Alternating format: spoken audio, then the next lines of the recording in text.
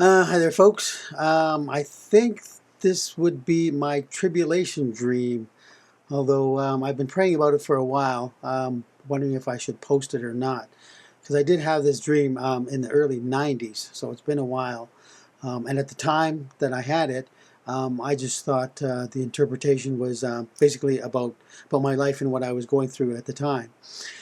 But it seems now more and more that it does lend itself to the interpretation of being in the tribulation period, uh, the enemy coming to attack and destroy, and ended up being destroyed by God at the end.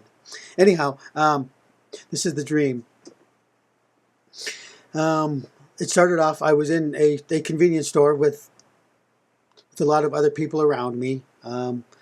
And then through the big glass panel windows, we could see a storm, a very big, horrible storm, gray clouds, lightning, wind blowing everywhere, and everybody was afraid, and we all just waited for the storm to pass. And eventually, the storm did pass, and everybody started making their way outside of the store to go home to where they were safety.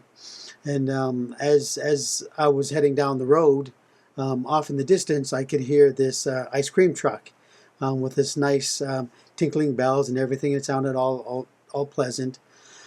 But then, as we were walking down the road, there was about a dozen or so young people around me as well.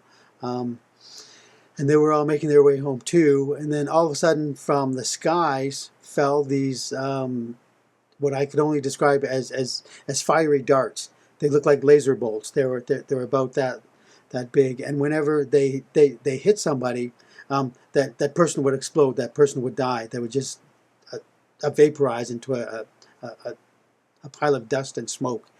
And I could see it happening all around, everywhere around me.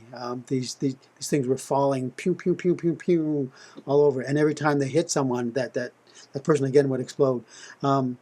And then something told me to dodge these things. So I started doing these superhero kind of dive rolls. And then something else told me to point at them. So as I was looking up in the sky, seeing these things come down towards me, about to hit me, I would point at them, and then something would shoot out of my finger, and it would destroy those. And that happened a few times. Pew pew pew pew, just destroying these things one right after the other. And then they all stopped, and there was nobody else around me. And so I was making my way home. And then that ice cream truck appeared again, but this time it squealed up in front of me, and this unnamed celebrity, I won't say, even though this celebrity has been admitted to being involved in Satanism and witchcraft and stuff like that. We'll just leave it at that.